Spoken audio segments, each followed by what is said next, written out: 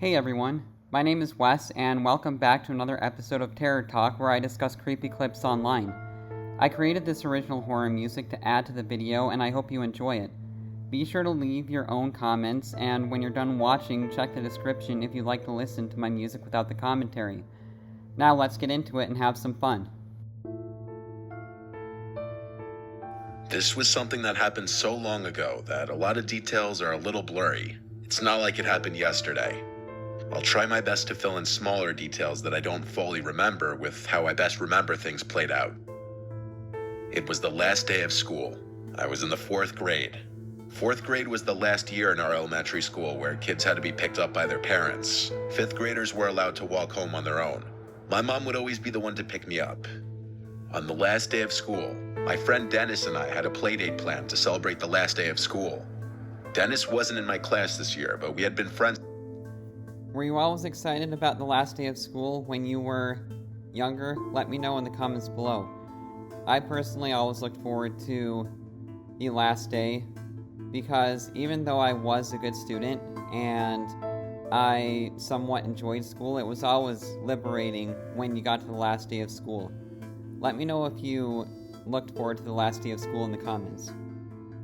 Since kindergarten. He was in a different dismissal hallway from me. After school was over, we single file lined up and walked to the exit door at the end of the hall, where we waited outside by our teacher, Miss Blue. I waited for Dennis's dad to appear from the crowd of parents shuffling in and out of the parking lot next to the doors. Then I heard my name. Tommy, Tommy. I look over and see a man waving at me as he approached.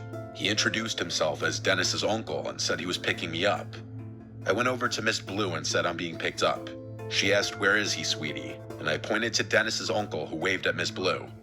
Miss Blue dismissed me and I went with the man. He led us through the crowd and was a very quick and jittery talker, like he spoke fast and had a bit of a stutter. He was walking incredibly fast. It was almost hard to keep up with him with my backpack on. He explained to me that his brother The guy already sounds super annoying, doesn't he? I mean, talking super fast, walking super fast. Like, God. Dennis's dad was working later than expected, so he was driving me back. We got to his car, which was a dark red hatchback type car from what I remember, and it took me this long to acknowledge the giant elephant in the room. Where was Dennis? Why weren't we picking him up too? The man turned to look at me in the back seat and said that Dennis was already at his house. I was shy around people I didn't know, especially adults, and I wasn't one to openly speak my mind if I was confused. But I was very confused. This was making less and less sense. The whole drive, the man kept yapping, telling stories of his days in elementary, asking me questions like what sports I played, what we're learning in class. Yeah, that's already definitely a big red flag if the kid isn't even there with them. Like, why would the kid already be at the house? Like, right after school let out? That doesn't make much sense, does it? If I had to guess, we were in the car for like 10 minutes, which honestly, for our town where houses were right on top of each other, that was a while. My house was a 5-minute walk away from the school. We were definitely in an area I wasn't familiar with when he parked the car in front of his house. His house looked pretty normal to me from what I remember. He led us inside and shut the door and locked it behind us. It was really, really dark inside the place, and I realized why. All the curtains were shut. It almost felt like it was nighttime in there, especially because the only source of light was a dim lamp in the corner of the room. He then looked at me and smiled. I said, "Where's Dennis?" And he started acting really jittery and nervous seeming. He said something like, "Oh, I think he's downstairs playing video games. Give me a second. Wait here." That's pretty creepy that when he walks in the house, all of the curtains are shut. Like, that's not really normal. And disappeared into a nearby room, and I heard a door open and then footsteps descending into a basement. I know my heart was already racing. I knew I was in danger. I went to the door to quietly try to open it, but I couldn't. It had some kind of lock that must have needed a key for. I really started to panic now, yet I still probably held out a little bit of hope that Dennis would be coming up those stairs, but I knew the chances of that were slim. I regretted entering that house. I did the only thing I could think to do. I went to the kitchen and found a phone hung on the wall.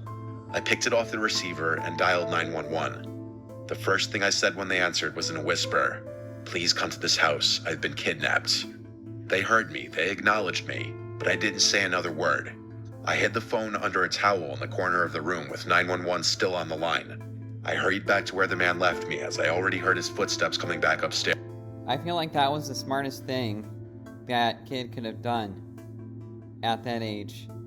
And I feel like a lot of kids would be too scared to even do that, unfortunately, in a situation like that. But I think that might have just saved his life, honestly. Then he called my name, saying, "Come down, Dennis is down here." Then there was a pause. He repeated my name, and when I didn't answer, he came up the stairs fully to look at me. He asked me if I was okay. I felt so sick, and I was so scared. I hated myself for walking into this situation and not being wiser. I asked in a very scared voice if I could leave, and I remember the change in his face. His fake friendly smile disappeared as he realized that I was no longer falling for this. He walked closer to me in a gentle manner until he was close enough to grab my wrist aggressively, and he started pulling me towards the basement. I screamed and cried, and he screamed at me, "I'll let you go if you stop and behave." So I listened. I went down the stairs, and halfway down, the door slammed shut behind me, and I heard it lock. I walked fully down the stairs to this empty, unfinished basement with a concrete floor and one singular support beam in the middle of the room. There was a depressing yellow glow in the room from one exposed light bulb hanging on the ceiling. If there was a place you'd imagine kidnapped children to go, this would be it. I heard his heavy footsteps upstairs. You could hear everything in this house. I don't know what he was doing, but I heard him walking around for a while. Then he came to the basement door, opened it, and he called down asking if I'm hungry. I replied no. I didn't want him going into the kitchen seeing the missing phone. He shut the door and locked it again. I sat down there, waiting, with my heart in my throat, and then I heard it. That is a really bad situation, isn't it? To be locked in a basement like that. If I ever was in a situation like that when I was younger, I would hope that I would have had the guts to call the police. Although I was a pretty naive little kid, I'm not gonna lie. But at the same time, I would hope that I would have the common sense and the awareness to do the right thing in that situation, because dang, going all the way down there in that basement as a kid would be terrifying. The doorbell ringing 3 times from upstairs, followed by banging sounds, which were definitely the sounds of police banging on the door. I would refrain from screaming until I heard the front door open, but I never heard the man's footsteps approach the door. The doorbell kept ringing, and I kept hearing the bangs. This went on for some time, until I heard a really loud bang sound, and then multiple heavy footsteps and multiple screaming voices. I started screaming for help as loud as I could at the top of the stairs, banging on the door. The door was unlocked, and a police officer on the other side grabbed hold of me and hurried me outside. There were at least 3 cop cars outside. I had to tell everything to 2 of the cops outside as we waited for my parents to show up. The man from inside was brought outside and into a cop car in handcuffs, and that was the last time I ever saw him. When my parents arrived on the scene, my mom was bawling her eyes out. There had already been a whole scene at the school as cops were called and Dennis's dad realized what happened. This man was a work associate of Dennis's father. When he somehow learned that Dennis's dad would be picking up Dennis and I from school on the last day, he seized the opportunity to do what he did. A complete sick fuck. Dang, isn't that sick? To have your own father's work associate do something like that. That just goes to show you that there are a lot of sick people in this world, and you really have to be careful in situations like this. I don't know how he found out what I looked like. As I got older, I never really asked for more details because I try not to think about it. My mom went to counseling with me for months after this incident. Let's just say my parents didn't have kind words for Miss Blue, not verifying if I actually knew the person picking me up. If I didn't think to call the police before he basically threw me in that basement, I know for a fact I'd be dead right now. This was like 17 years ago. That man might be out of prison for all I know.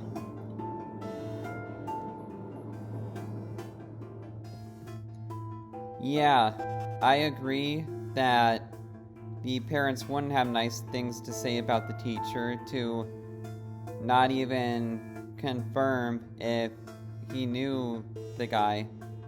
Because if you don't even know the guy, then that's not a good sign at all. And you shouldn't let your kid go with someone that they don't even recognize. I mean, come on, how stupid can you be?